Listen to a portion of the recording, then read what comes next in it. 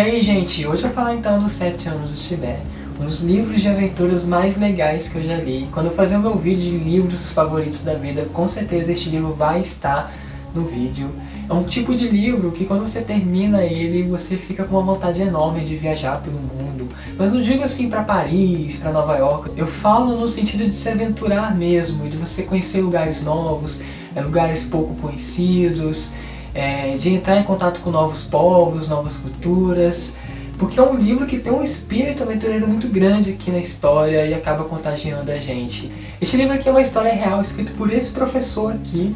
Ele é um austríaco chamado Heinrich Harrer. Eu acho que é assim que pronuncia o nome dele, não tenho certeza. E ele vai nos contar que toda a experiência dele ter passado 7 anos no Tibete entre a década de 40 e 50. Numa época em que o Tibete era considerado um dos países mais isolados do mundo. E tinha fama de ser considerado também um país proibido. Eu sei que vocês notaram que eu falei a palavra país, mas já vou explicar, o porquê. Tem toda uma história aí em cima. Os 7 anos do Tibete é mais conhecido pelo filme que tem como Brad Pitt fazendo o papel do Heinrich. E eu assisti o filme ontem, mas eu confesso que eu nunca tive vontade de assistir o filme. O Brad Pitt nunca foi um ator que eu admirasse, então eu nunca tive vontade de assistir o filme por conta disso. Só que eu levei um tapa na cara porque o filme é muito legal. Ele tem umas partes tocantes, mas tem umas partes também muito divertidas. E o filme consegue mostrar o povo tibetano exatamente como Heinrich faz aqui no livro. Um povo alegre, um povo que tem um senso de humor enorme. É um povo que te cativa demais. Também os tibetanos têm a fama de ser um povo pacífico, não é um povo hostil. O filme ele consegue atingir esse objetivo de mostrar esse lado do povo tibetano, assim como o Heinrich faz aqui no livro. Era o grande desejo dele mostrar para o ocidente esse lado. Por isso, gente, o filme eu indico de coração. Eu me surpreendi com o filme. Eu não digo pela interpretação do Brad Pitt, mas pela forma mesmo como ele mostra, Já falei, o povo tibetano. Se vocês não tiverem vontade de ler o livro, assistam pelo menos o filme. O filme é muito fácil de encontrar, tem na Netflix. Tá? E eu tenho certeza que quando vocês assistirem o filme, vocês vão querer ler o livro, porque o livro tem muitos detalhes, mas muitos detalhes mesmo que não tem no filme. O filme resume bastante coisas, mas ainda assim é um bom filme. E por que o livro vai se referir ao Tibete como um país? Isso é uma coisa estranha pra gente, porque nós estamos acostumados a ver os mapas sempre mostrando a região do Tibete como parte da China.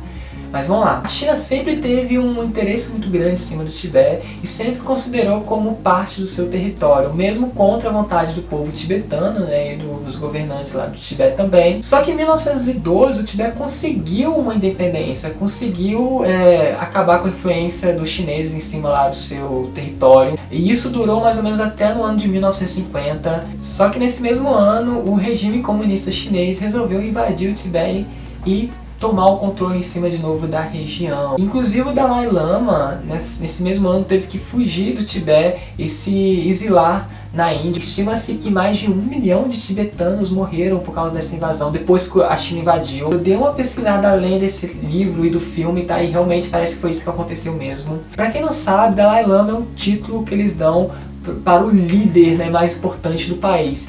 E o Dalai Lama, ele é tanto o líder religioso do país como o líder do governo. Ele é praticamente o rei mesmo. Na época, o Dalai Lama tinha apenas 14 anos. É claro que ele tinha os regentes, que meio que governavam por ele. Mas vamos falar agora sobre o Heinrich. O Heinrich, ele foi um alpinista, ele escalou diversas montanhas. E na época ele estava lá na Índia, para escalar algumas montanhas do Himalaia. Só lembrando que a Índia, na época, ela ainda era controlada pela Inglaterra, fazia parte do Império Britânico. Mas o que acontece é que na Europa estava um clima muito pesado, estava no início da Segunda Guerra Mundial. E a Inglaterra então declara guerra à Alemanha. Então todos os alemães que estavam lá na Índia acabaram sendo presos, inclusive os amigos do Heinrich, que estavam acompanhando ele lá para escalar as montanhas. E o Heinrich também foi preso, apesar dele ser austríaco. Uma coisa que eu não entendi muito bem, mas ele acabou sendo preso, virando prisioneiro de guerra. E lá na prisão ele sempre tinha visão lá do Himalaia.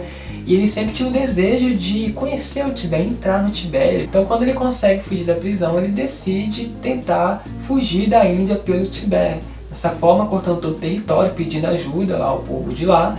e chegando à China e assim voltando para casa. Ele começa então a subir as montanhas junto com um grupo de amigos, esses amigos vão se dispersando, alguns vão tomando rumos diferentes, acaba sobrando só ele e mais um outro amigo, um alemão, que acaba virando um grande amigo dele aqui durante todo o livro. No filme também, eu gostei muito da interpretação do cara que faz esse amigo, né, do Heinrich.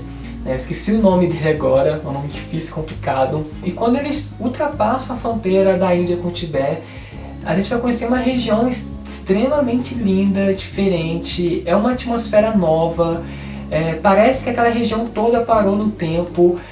Eles vão descrevendo o povo, os nômades que eles vão encontrando, as vilas, os hábitos do povo tibetano. E não parece que eles estão na década de 40, parece que eles estão há muitos séculos atrás, assim. É uma coisa totalmente diferente mesmo. Isso, de certa forma, acaba nos prendendo muito. A gente fica muito interessado na descrição deles sobre a paisagem, os mosteiros. O primeiro contato com o povo tibetano não foi muito legal. Na verdade, eles são instruídos pelo próprio governo para não tratar bem os estrangeiros, para desestimular que eles entrem no país. Então o Heinrich e o amigo dele têm uma dificuldade enorme, porque toda vez que eles chegam numa vila, as pessoas tentam fazer com que eles voltem. Só que os tibetanos, eles não usam nem a força nem a violência para fazer isso. E meio que o Heinrich e o amigo dele meio que se aproveitam disso. Então eles falam que vão voltar para a Índia, mas na verdade eles não voltam. Eles dão um jeito de escapar e continuar avançando para o interior do país. E, gente, eu tenho que destacar as paisagens. São paisagens incríveis, são vilas incríveis. Sempre que parecia um lugar interessante, que eles descreviam uma montanha, né, uma vila, um mosteiro, eu sempre tentava pesquisar no Google, mas muitos lugares eu não conseguia achar, porque os nomes dos lugares que estão aqui no livro não batem com os nomes que estão lá no Google. Mas vou colocar algumas fotos de alguns lugares que eu consegui achar que o Heinrich passou, que ele descreve aqui no livro. Chega um determinado momento aqui que o grande desejo do Heinrich é chegar na capital do país, que é Lhasa, eu acho que é assim que pronuncia o nome certo. E ele começa a se interessar muito pela capital do país. Essa cidade tem a fama, pelo menos naquela época, de ser uma cidade proibida também. O estrangeiro precisava de uma permissão do governo para chegar lá, e é uma cidade, assim, incrível. É lá que fica o Palácio de Potala, que é um famoso palácio imponente que fica no alto de uma colina. Esse palácio é a residência de inverno do Dalai Lama, e ele é muito descrito aqui no livro. Heinrich vai visitar diversas vezes e vai contar diversas curiosidades sobre esse palácio, sobre como ele foi construído, sobre o que há dentro dele, como poucos estrangeiros chegaram nessa cidade, e tinha essa fama, como eu já falei, de cidade proibida, né? E aí que ele queria mesmo visitar ela e passar uns tempos na cidade. E outra coisa que desperta esse desejo dele é porque ele vai se encantando com o povo tibetano. À medida que ele vai avançando no interior do país, o povo tibetano vai ficando mais hospitaleiro. Quando eles conseguem finalmente chegar em Lhasa, eles chegam totalmente detonados, assim, passando muita fome, muito machucados. Aí que vem a grande surpresa, eles achando que o povo de Lhasa ia expulsar eles de lá. Pelo contrário, eles deram alimento para eles, deram roupas, lugar para eles dormirem. É aí que chega a parte mais legal da história, gente, tanto no livro como no filme. Esse choque cultural, tanto o Heinrich como o amigo dele vão fazer de tudo para ajudar a cidade, né? Eles vão usar os seus conhecimentos que eles têm, igual o Heinrich de geografia, o outro amigo dele um pouco de engenharia. Então eles vão tentar ajudar o governo, por exemplo, a construir diques para evitar enchentes. O Heinrich vai ensinar o pessoal a patinar no gelo. Isso é uma coisa interessante, que por mais que pareça que os tibetanos são um povo fechado, ao mesmo tempo eles são um povo muito aberto para conhecer coisas novas, outras culturas. Isso fica muito evidente no livro. Há uma troca muito legal entre eles aqui, tanto o Heinrich com o povo tibetano e vice-versa. E o que acontece é que o Heinrich vai acabar virando amigo do Dalai Lama, né? É uma das partes mais interessantes da história. É bem divertido, eles têm uma amizade realmente genuína. Eu vou colocar uma foto aqui do Heinrich com o Dalai Lama para vocês verem que a amizade deles, né, foi duradoura mesmo. O Dalai Lama vai pedir o Heinrich para ensinar muitas coisas sobre o mundo ocidental para ele. O Dalai Lama tem um interesse muito grande em conhecer, né, muitas coisas aqui do Ocidente. É bem interessante que o Heinrich começa a dar aula de geografia para ele, de inglês. Tem um momento aqui que o Dalai Lama vai pedir pro Heinrich construir um cinema. E esse cinema vai ser praticamente o primeiro cinema do Tibete.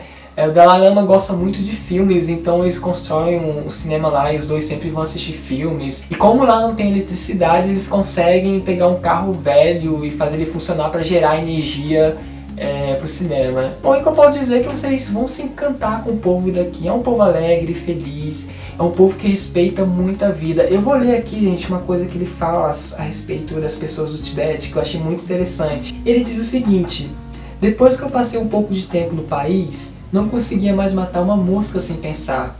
E nunca esmaguei um inseto que me incomodava na presença de um tibetano. A atitude das pessoas nessa questão é verdadeiramente tocante. Num piquenique, se uma formiga sobe na roupa de alguém, é gentilmente agarrada com a mão e colocada no chão. É uma catástrofe se uma mosca cai na xícara de chá. Deve ser salva a todo custo de se afogar, pois pode ser a reencarnação da nossa falecida avó.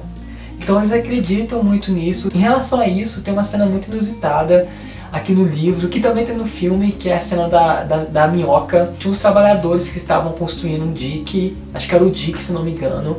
Aí eles estavam escavando o chão quando eles encontram uma minhoca. E acontece todo um alarde por causa dessa minhoca, todo mundo para, enquanto eles não pegassem a minhoca, tirassem ali da pá e colocassem a minhoca num lugar seguro, onde ela estivesse salva, eles não continuaram a obra. Num primeiro momento é até engraçada essa cena, só que depois a gente vai vendo como é tocante isso, né? Quando a gente percebe como o povo tibetano respeita a vida. É muito interessante, gente, é muito bacana. Isso não quer dizer que lá não acontece caças, que não há assassinato. Isso acontece, só que isso é contra os princípios da religião de lá. Isso acontece mais assim fora das cidades. Até aí estava tudo bem, até que então começa a aparecer essa ameaça da China invadir o país. O clima fica muito pesado lá, tá? E eu nem preciso explicar o que vai acontecer, né? Naquela época o Tibete mal tinha um exército. Alguns anos atrás eles até tinham, mas como eles eram um povo pacífico, neutro, eles nem investiram muito nisso. Aí eles tiveram que montar um exército às pressas, e esse exército estava mal preparado e era muito inferior em comparação com o exército chinês. Então quando a China vai invadir lá, acontece uma catástrofe mesmo. Eu sei que muitos tibetanos morrem. Tanto o livro como o filme tem como objetivo mostrar esse lado, né, que aconteceu. E foi uma grande injustiça que aconteceu com o Tibete, porque nenhum país olhou para isso, né? Nenhum país quis saber. Eu não sei como é que está a situação deles lá hoje, atualmente, porque é muito difícil você encontrar notícias, porque meio que a China meio que censura isso. Mas eu sei que alguns anos atrás saiu várias denúncias de que a China estava proibindo a população de praticar sua religião. Diz que vários mosteiros foram destruídos, monges foram assassinados. Não tem como você não se sensibilizar com o povo tibetano, né? Bom, sobre o filme, gente, o filme até certo ponto ele é bem fiel ao livro, né? Tem muitas coisas que é fiel, inclusive aquelas cenas que você vai achar assim, ah, mas isso não podia ter acontecido, eles colocaram no filme. São reais, realmente aconteceram, como a cena do Natal, que é uma cena eu acho mais legal, né? Porque tem um momento ali que o Harish faz uma festa natalina e convida os tibetanos, e os tibetanos vão lá, comemoram, mesmo que aquilo não faz parte da religião deles, da cultura deles. Eu até esqueci de falar, mas os tibetanos, eles respeitam muito a religião das outras pessoas. Eles não tentam impor a sua religião em cima. Tem outras coisas que eles acrescentaram no filme, algumas cenas. Por exemplo, o livro não tem muito essa coisa da reflexão como tem no livro Na Natureza Selvagem, né, que é outro livro meu favorito de aventura. No Natureza Selvagem é um livro que mexeu muito comigo, que me fez refletir muitas coisas, a pensar em muitas coisas, me fez chorar bastante. Tem muita reflexão nesse livro, tá? Só que no 7 anos do Tibete não tem isso. O que me conquistou mesmo foi as aventuras, foi conhecer mesmo o Tibete, o povo. Então foi isso que me conquistou neste livro. E eu considero isso até um ponto negativo do livro. Eu acho que faltou um pouco de reflexão sobre o fato de ele estar longe de casa, longe da família. E para compensar isso, o filme colocou. No filme vai ter essas reflexões. Vocês vão ver diversos momentos o Harish do filme sentindo falta do filho, tentando manter contato com ele, pensando sobre certas coisas na vida dele.